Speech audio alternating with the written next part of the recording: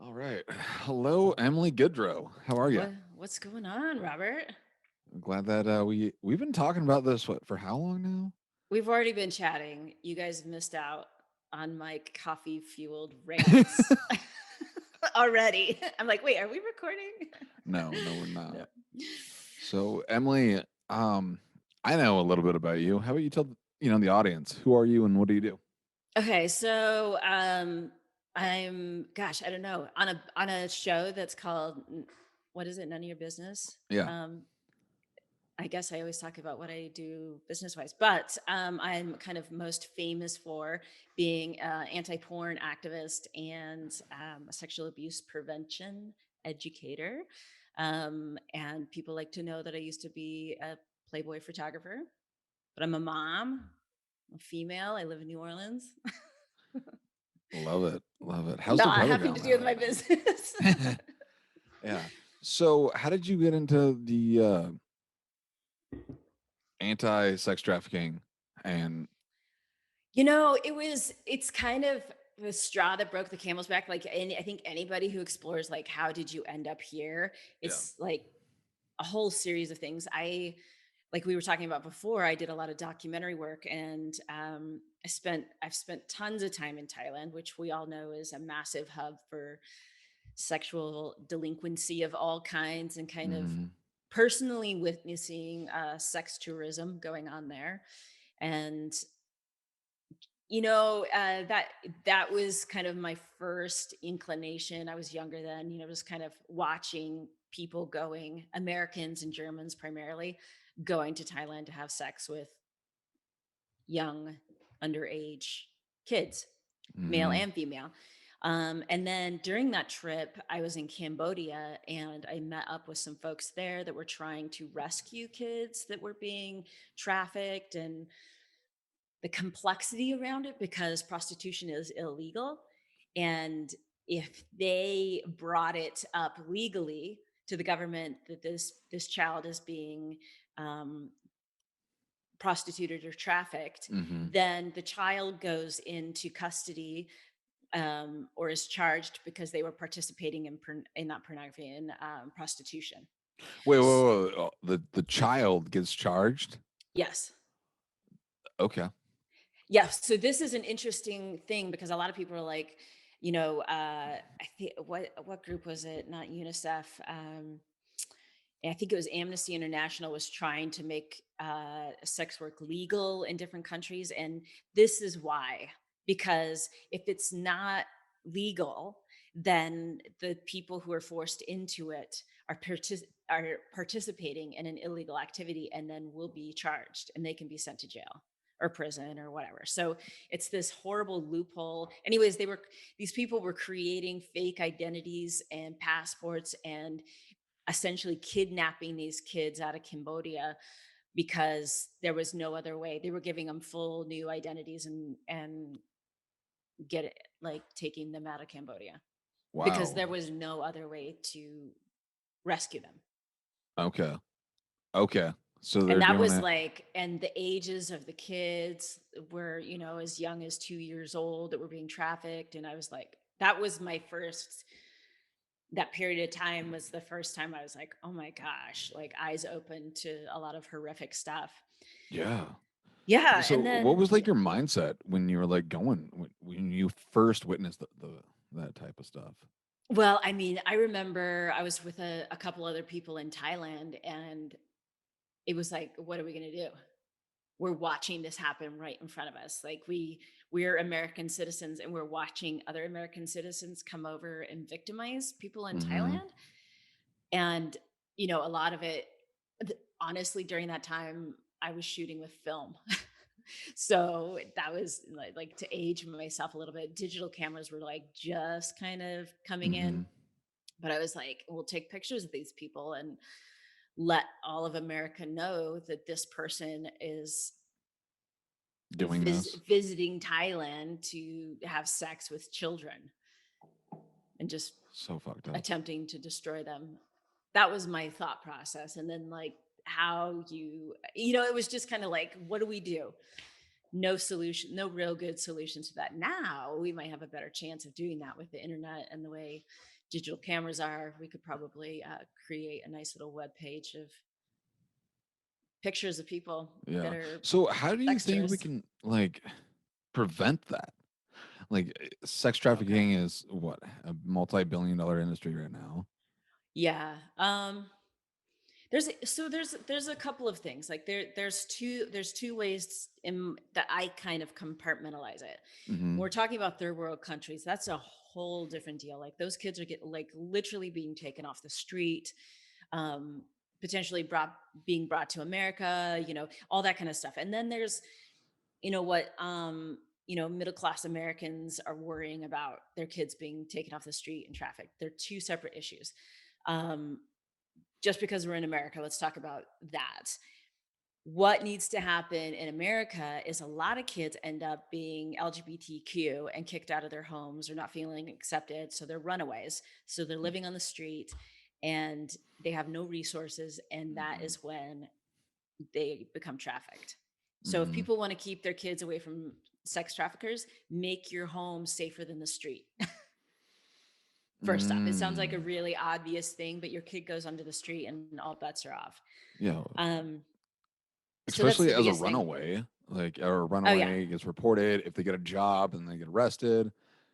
So the only solution that they think they have is, well, Yeah. let's And go it's do a this. slow, and in America, it's a little bit different process because as opposed to just kidnapping somebody and physically forcing them to do things and they have no hope, in America, it's a lot more psychological trapping.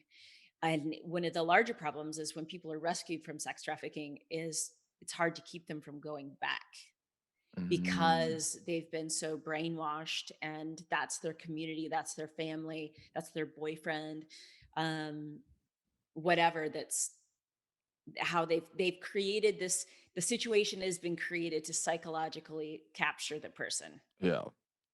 Yeah. What is it, like Sherlock syndrome when you fall in love with your Oh, capture? ooh, it's something like that. It's not Sherlock. It's no, not Munchausen. That's like where you have a sick kid. Yes, it's something. It's that syndrome. Yes. Okay. It's something between Sherlock and it might be Sherlock. I don't know. Where's our fancy assistants to Google stuff for us? Right. We No need some kidding. Joe Rogan quality like assistants flowing facts to Right. us. Now whoever's listening is like, they're gonna be saying, probably yelling Yes. at themselves in their car. No, it's this. Yeah. So But yeah, that syndrome that makes where they have compassion and it's also they have compassion before. They really do think that they're in a loving situation and being taken care of and they're part of this bigger situation. And there's also blackmail. That's the other thing too. As far as like keeping your kids safe from something like that in the United States, you need to teach kids about blackmail. You need to teach them not to send nude pictures. It doesn't matter how much you think you know somebody, you do not send nude photos. no kidding, right? Yeah, I mean, there was a story not too long ago about this boy who was a wrestler, and he sent a picture. They were like, "Okay, though, we're going to tell everyone that you're gay," and blah blah blah blah. And I don't know who he thought he was sending it to. It could very well have been like, "Oh, I'm a girl," or Yeah. completely opposite of what he thought, and he ended up committing suicide. No way. But they do that because they're like, send more images. And if you don't, we're going to tell everybody, we're going to show all the images that you have sent. If you don't keep sending us, or if you don't come and meet and have, like, that's another form of trafficking. Yeah, just brainwash them, and then the kid felt like he had no other option. Yeah. And the images could and would be exposed to other people. Oh my, people are so fucked up. So bad. It's so evil. And yeah, yeah. So like, I don't have any kids, but like, if I was a parent, and if a parent's like watching this right now, and I know you already said like just make the home more accepting, and like whatever, but what can a parent? What are like some three things that a parent can do to like prevent this from happening? Okay. Well, I mean, we've got like it's like this cluster of issues. We have pornography, and then we have sexual abuse, and then we have sex trafficking. So the sex Mm-hmm. trafficking, um is you've got to monitor what's going on online. You have to. And it stinks because I know people are like, I want to, it's just such an invasion of privacy. Mm-hmm. But there's some different technologies, like Bark is really good. Like you don't have to go through every single thing. It'll be like your child's got suicidal ideations going on. So it picks up words and little things and sends a notification to you that it's time to check your kid's phone. So you don't Mm. have to go through all of the details, but you have to monitor it. I mean, the internet is giving access, the whole flippin' world access to your child's mind. It's Mm-hmm. like if you're like at this massive convention in Dubai, and the whole world, like all these people from all over the world are there, and you've got your teenage kid is going in to do whatever. You actually don't know. You don't know why those people are there. You're just like, hey, yeah, go go mingle with the whole world. Right. Would you not like check in with them? That would, yeah. Like I I mean, you like check in. absolutely. You Like, know who when are you you talking to? Who is that dude? Like, actually, I don't, yeah. Why is this like grown man um saying he's younger? And, like, you don't know who these people are. Like, maybe you should not be in this room. You would totally physically check. yeah, absolutely. You would. Like Yeah. any like when you explain it like that makes sense. Like you Dirt. would. Yeah. Yeah, so you have to monitor your stuff. You need to teach your kids about stalking, luring, mimicking, and blackmail. Those are used by sexual predators and predators of all kinds.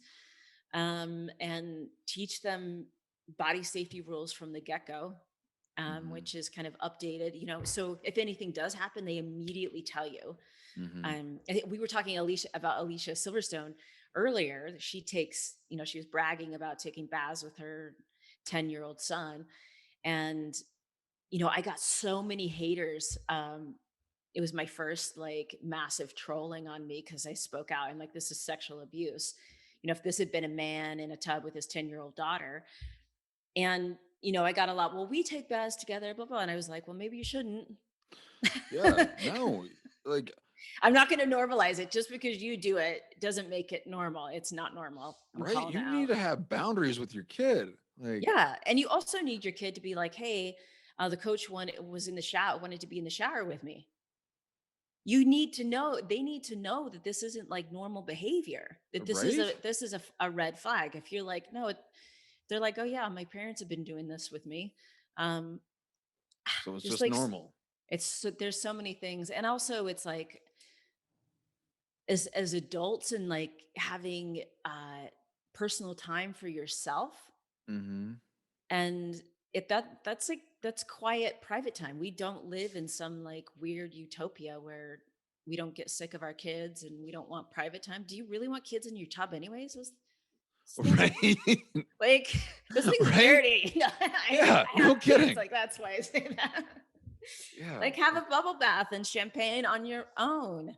Your Yeah. child like does not need to be taking bubble baths with you. No, not at all. But yeah, just setting clear boundaries. Like we don't show our private parts to people. They don't show their private parts to me. That we don't touch, and vice versa. People don't take pictures of private parts, my private parts. They don't show me pictures of private parts. I don't show people pictures of private parts. Meaning, if you get a nude on your phone, you don't share it with your friends. Mhm. You don't send nudes of underage people to other underage people because that's illegal. And it's so easy to do if you have a smartphone, which don't give your kid a smartphone unless you're ready to like sit down and watch porn and explain why anal might not be the first move on the first go. Yeah. Like there's so much on there that like if you're not willing to straight up have those conversations, then yeah. So how do you start having those conversations? Like Um cuz nobody the wants to talk about that stuff, but it needs to be talked about. Right. Even though I talk about it all the time. Yeah. Not necessarily with my kid, but yeah, I always joke. My husband's like, please don't ask our dinner guests if they watch porn. um, but it Do started. you? Well, I've had, if I've had enough to drink, like I'll be fine. Yeah, for sure.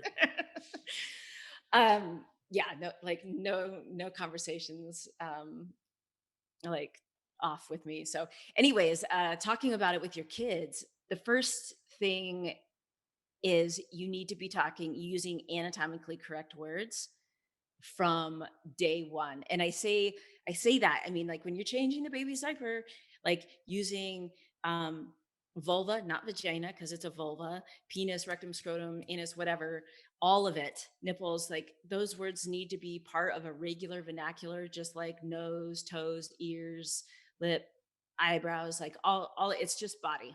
Hmm. And I don't know about you, like when I say those words, like it's like, "Ah," it's funky because we weren't raised. I don't know if you were raised like Absolutely. that. Yeah, It's it's funky. abnormal. Yeah. So you have to start when they're babies because you got to get over it. So you don't pass on. Kids pick up shame so quick. Yeah, they're like a And sponge. yeah, and if you are hesitant or you feel funky about it, just dive into that and be like, why can I not say this? Some people literally cannot say it. They're like, I can't do it. It's not coming out of my mouth. I can't do it. I just can't do it. Hmm. So dive into that and be like, okay, where's your shame coming from? Indirectly, parents don't want to shame their kids, but you pass it on. So just kind of figure out from day one, use anatomically correct words and use it. And that's one of the best things you can do is for a kid to come up and say, somebody so and so touched my penis. It's Hmm. not so and so was touching me. Yeah. This is a great story. Is when I first started doing this with my daughter, or not when I first started doing it. I mean, I started her this way, but the first time I saw it, and I was like, whoa, this is actually really powerful. And it was kind of funny because she's at grandma's house, and grandma's like, she's like on the couch, and her pants are hanging off her butt, and her cracks hanging out. And my mom, just kind of like kids saggy butt stuff. And my mom grabbed her pants and like pulled, just jokingly kind of pulled on her pants. And my daughter turned around. She was, I mean, maybe 4, maybe 3. And she said, "Take your finger out of my rectum." And the whole, I mean, everyone was like, whoa, instantly. That it was shocking to all of Yeah. us. It was Yeah. so powerful to have a kid like, don't do this, and be able to use an anatomy, even though my mom, wasn't, she was just kind of like tugging on Yeah. on her pants. I was like, this works. It shocked me, even though I had taught her those words. Right. But That's okay. I like yeah, just it's powerful moment for you. yeah, it was like, this works for sure. Shocked everybody. And especially when she yelled vagina just for the sake of it at the Thanksgiving dinner with my great grandma there. That was pretty awesome. just Yeah. just to test it out. During Thanksgiving. Yes. Okay. So, why do you think it's not intuitive to protect kids about sexual abuse? It's this is the number one thing that parents struggle with is they everyone thinks that they're really good at detecting lies. Mm, And even people who are pros that are in say investigators or in the FBI or anybody like that who does any interrogation, who have been trained to detect people telling lies, will only get 60% correct. That's like just a little bit better than flipping a coin, no right? kidding. Yeah. It's not good, and they do it professionally. So adults think, parents think like, oh, I would know if somebody was, a creeper or whatever.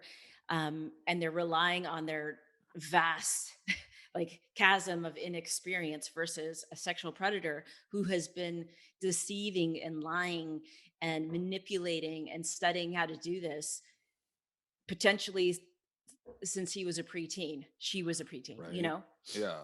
so like you can't rely on your own instinct to pick up whether somebody's a good person or not. And not like, oh, they're really nice. Well, nice is a behavior. It's not, it's a choice. It's not a definition of character. Right. And you can fake being nice all you want. Yes. Exactly. And sexual predators can groom a family for years, Yeah. years and years, like potentially 10 years before they find an opportunity. So it's like, oh, we've known him forever, or I've known him. I was a kid around him. He never did anything. She never did anything to me. That doesn't mean anything. It doesn't Mm, mean anything. Um, and the other thing too is we are not predators. You have no idea what's going on through the mind of somebody who wants to sexually abuse a child. right. It is complete. It is you can't think like that. Yeah, like absolutely. Like unless They you are, are and then you're like, are oh yeah, I've been on like the forums and I've been teaching myself how to do this, and I know other people who do it, and it's so you have. what Go ahead. what are I know like if I was a parent, like what are some red flags like I need to be looking out for when Um, inviting this new person in my home or a friend or whatever for yeah. grooming So behavior? okay, so the number one thing I look for is somebody who is spending a lot of time with kids. So not only are they a coach, they're spending their free time. Not only are they a Mm, teacher, they're having kids over on their days off. And most teachers will tell you, like once I'm done with work, I am done. I do like these kids are not coming over. Like, oh hell no. yeah, right. That's a normal educator behavior. Um, and somebody who is not in any kind of a romantic relationship with any gender Mm-hmm. is a red flag. So you've got somebody who's positioned themselves to continuously have a career and be around kids, and you're like, oh, what a nice person. And they're going the extra mile, and they're having the kids over extra, and you're like, oh, they're like really committed, and they have no romantic interest in anyone, and they don't really have a lot of adult friends either. Mm, um okay. Also, there's something to be super aware of is single moms are Really? targeted specifically because they need help, and they're like, I want a father figure for my kids, and I need help, and somebody kind of shows up and is overly helpful, and it's actually just a ruse to get to the kids off Oh, a lot. okay. They're prime targets because they're overworked. They don't have time, to spend watching the whole soccer game. They don't have time to like stay after. They kind of drop the kids and run, and they got to go Mm-hmm. to work and do life, and Yeah. Just they don't running have through the motions and don't have time to check in. right. Mm, Yeah, so those are red flags. And then anybody that's telling your kid, this is our special secret, I'm your secret friend, we've got, any kind of secrecy going on, abnormal gifts for weird reasons, just like, yeah, your son was asking that he wanted this, or your daughter was asking they wanted this, and like, why are you giving like that's weird.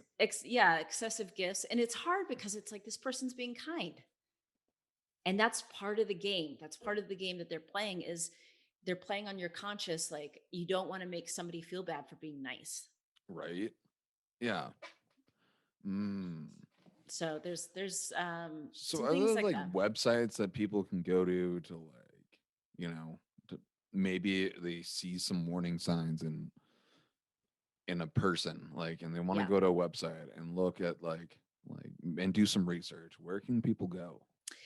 So if they're looking, like, you mean on the history of that person, or just like signs, kind of like Just what I've been signs. talking? Signs. Um, on my website, there's some stuff. There's also like local child advocacy. There's if just look up sexual abuse prevention. Mm-hmm. Um, any signs of grooming, look up anything like that, and you'll kind of find it. But Yeah. the biggest thing is if you are looking, you know, Yeah. you know. So It's you've seen enough Also, if so, say, let's go into that situation. Say you suspect something's going on, Yeah. piano teacher, whatever. And even if you don't suspect, you don't have to suspect to do these things. You don't have to suspect because, again, we are not very good at picking out liars. We're not experienced in hunting sexual predators. We have no idea. Mm-hmm. Um, just randomly show up uninvited. Mm. Be erratic with the time that you're picking up and dropping off your kids, and go, if they, you don't really, your kids shouldn't have to go into a house to do piano lessons. Be unpredictable about your behavior. Yes, and just be a little bit nosy, and just show that you are watching. Mm-hmm. Um, and I mean, in what I do is I let people know that I teach sexual abuse prevention. And when I drop my daughter off before she goes anywhere, I said, remember our body safety rules. And I say, what would you do if somebody did this or that? And we kind of make it kind of funny. And when I drop her off, I say, just so you know, um, I teach sexual abuse prevention, so she's super literate in and precocious in her words. So if she says anatomically correct words or anything like that, like, don't be shocked. It's a And norm she in our knows house.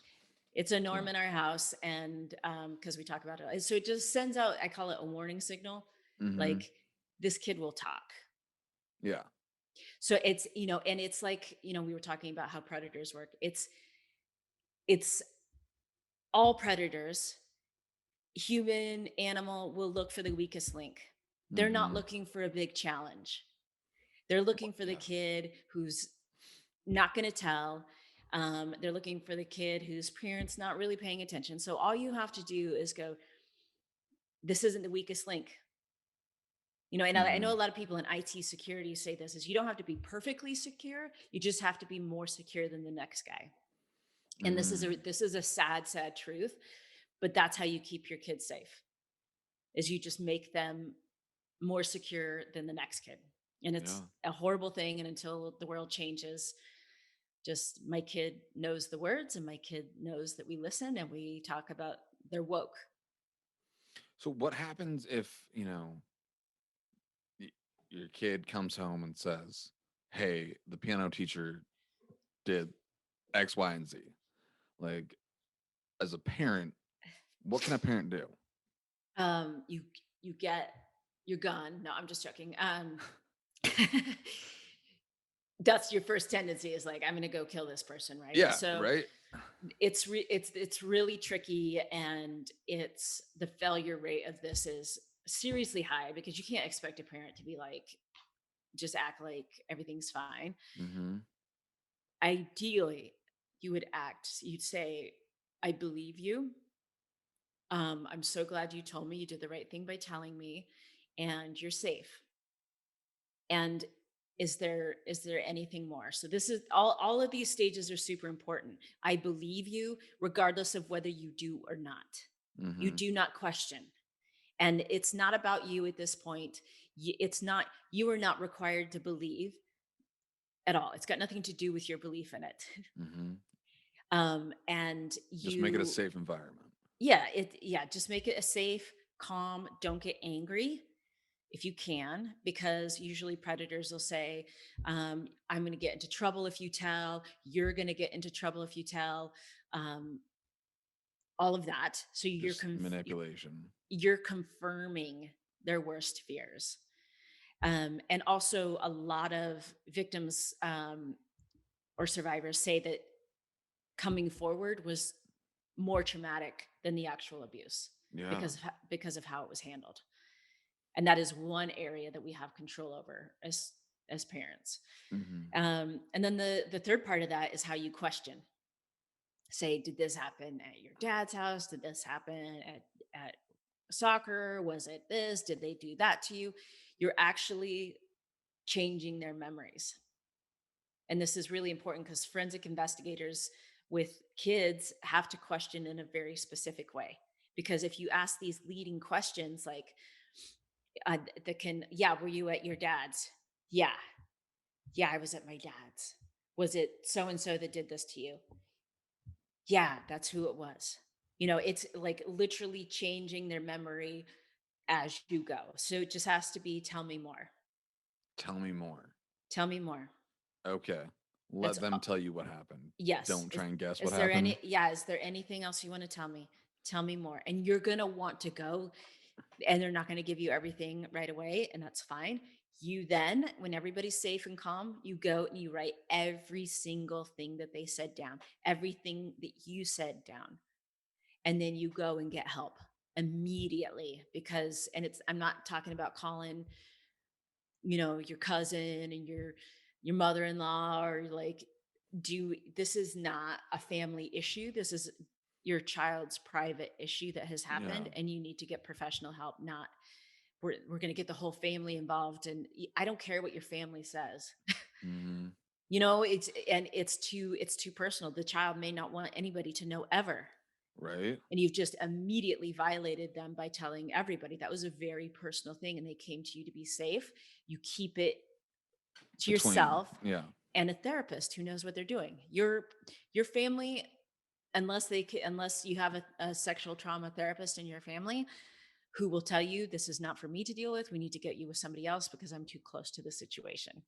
Mm. So everybody wants to do that. They need to come and call advice from their family, and then you've got this whole big mess, and somebody's threatening to run down and kill the guy, and Yeah. Then the daughter or son feels trauma. guilt, shame, and Yeah, like and then nobody then the wants that. trauma starts spinning. Yeah.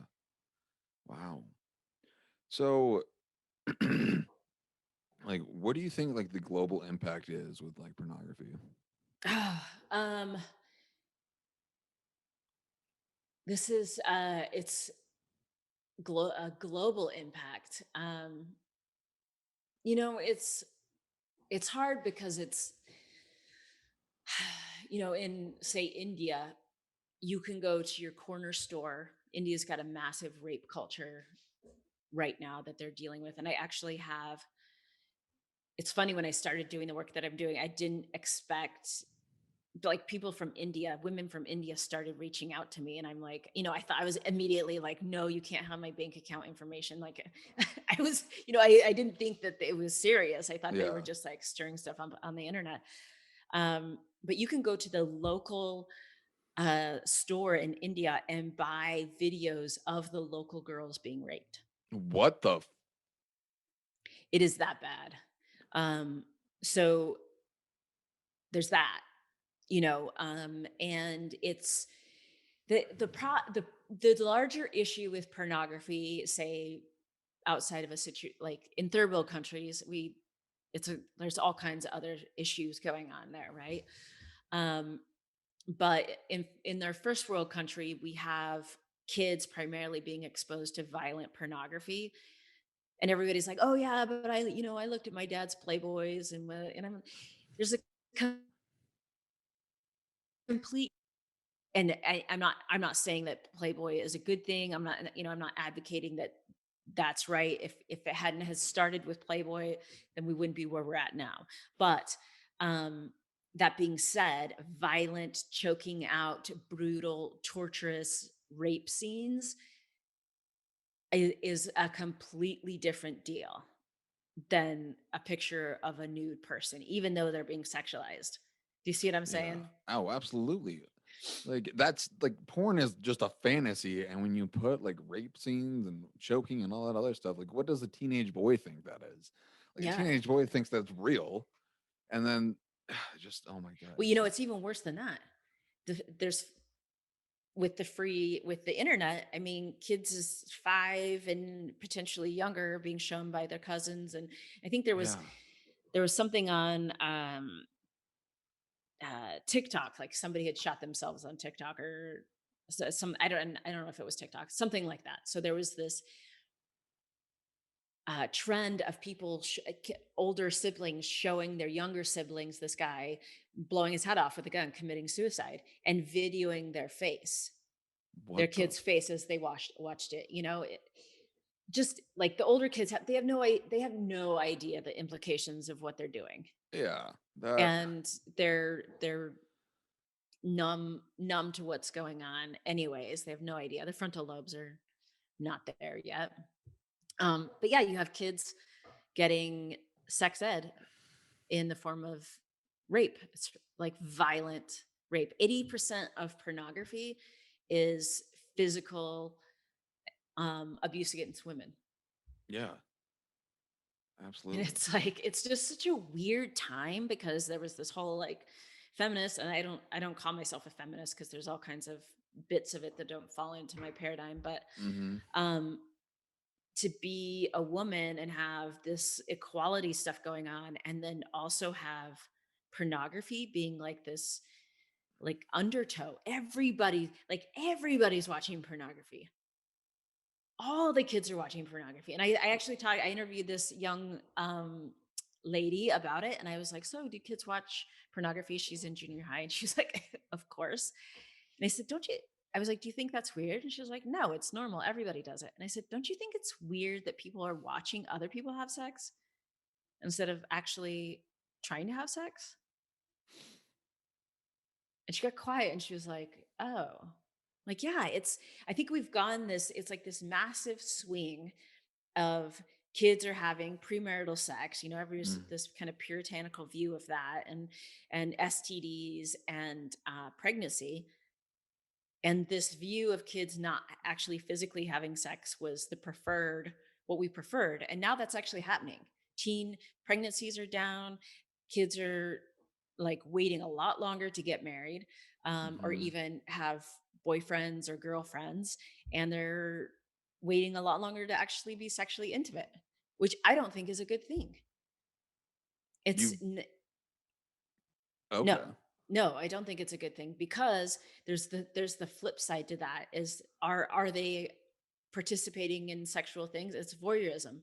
They're taking Okay, voyeurism on as their preferred sexual, gotcha. um, and they are being sexual with themselves, and like nothing against masturbation, but it should be also equally tied to physical wantings and intimacy of other people. Like it's a God-given right for humans to be sexual.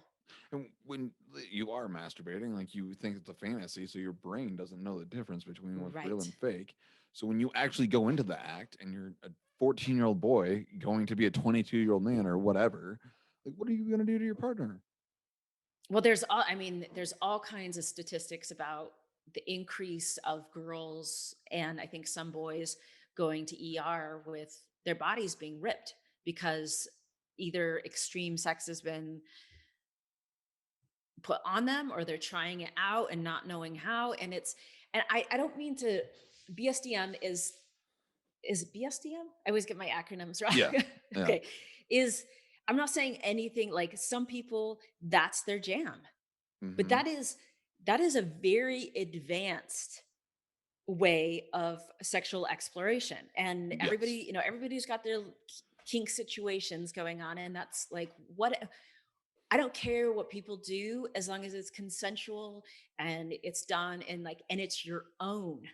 Mm-hmm. It's authentic. If you figure out that you like to be tied up with this person that you love and you feel safe and this is your kooky kinky thing that you do and you get off on it, that's awesome. If you figured it out by being like, wow, I really like this person, and we like slowly discovered this thing and it's our thing that we share together, rather Yeah. than I'm being taught that this is the way to do it. Right.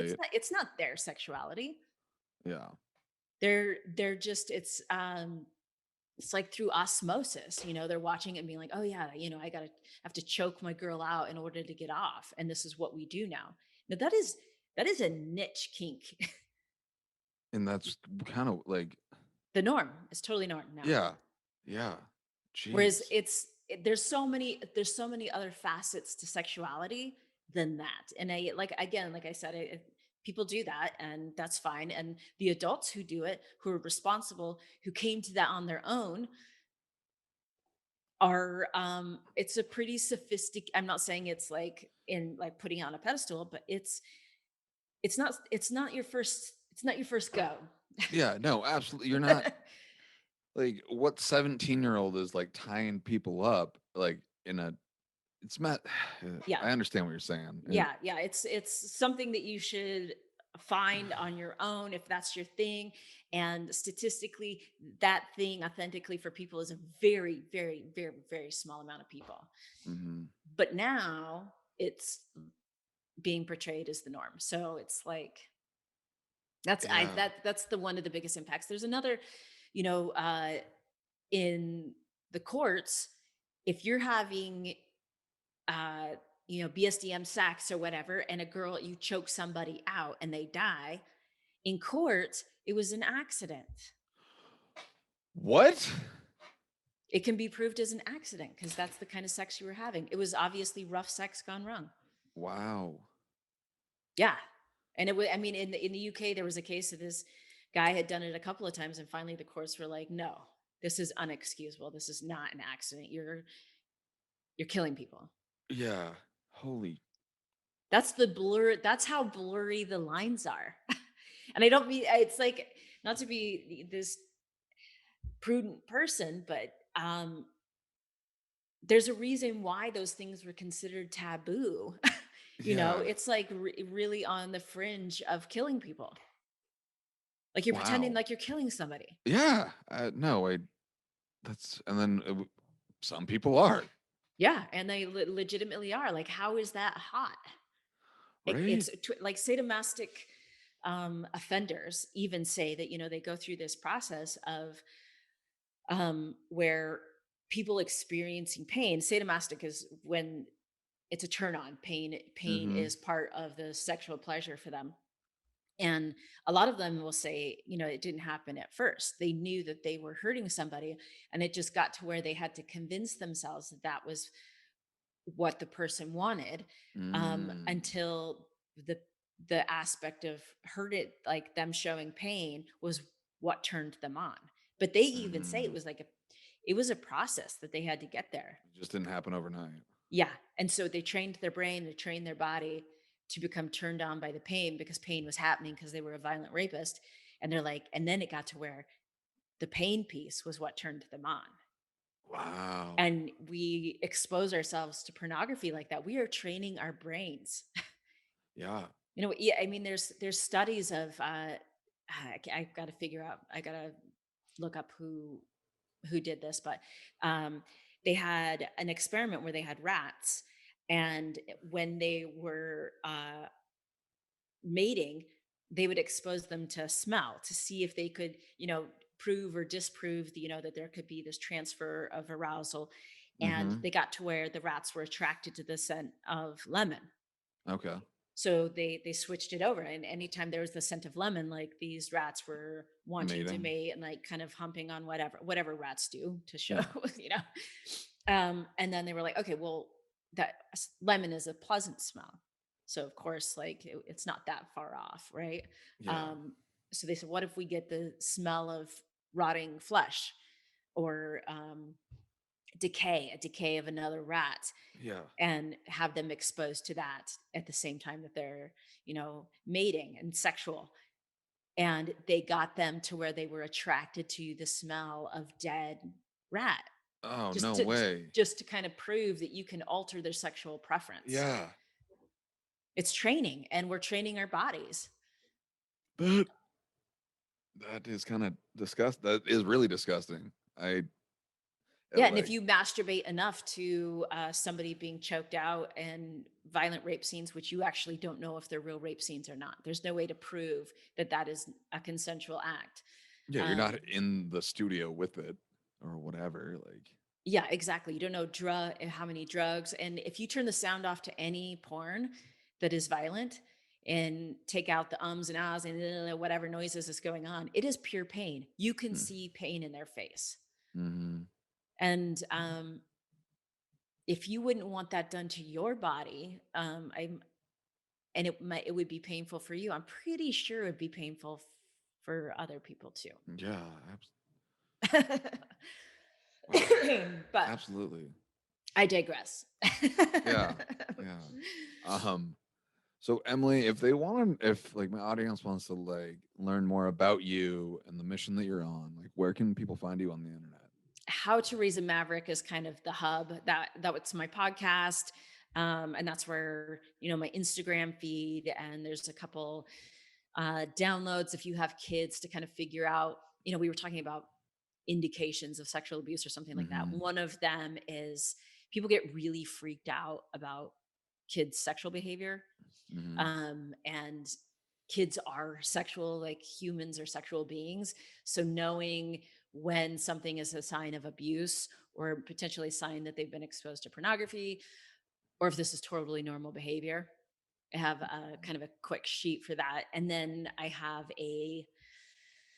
um a kind of a quick guide on how to lock down your devices and just go through a checklist of the parental controls, how Yeah. to keep the whole world out of your away from your kid. Yeah. Ideally. Okay. So I got one last question for you. Yes. Emily, what is your message to the world? Oh, you should have given me some lead up time to this. um, and is this supposed to be business, or can I? You Because say whatever you my want. whole jam is to protect kids from sexual abuse. So Yeah. my message to the world is to I want people to understand, or that sexuality is the one of the most powerful things that we have as humans, and it's the most easily manipulated. And if it's used in the right way, we create other human beings with it. Like,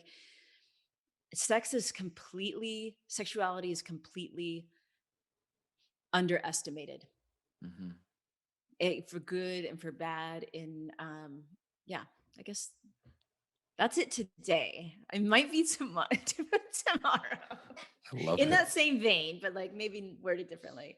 Yeah. I love it. I love it. Well, thank you for your time, Emily. I appreciate it. Yeah, thanks for having me on.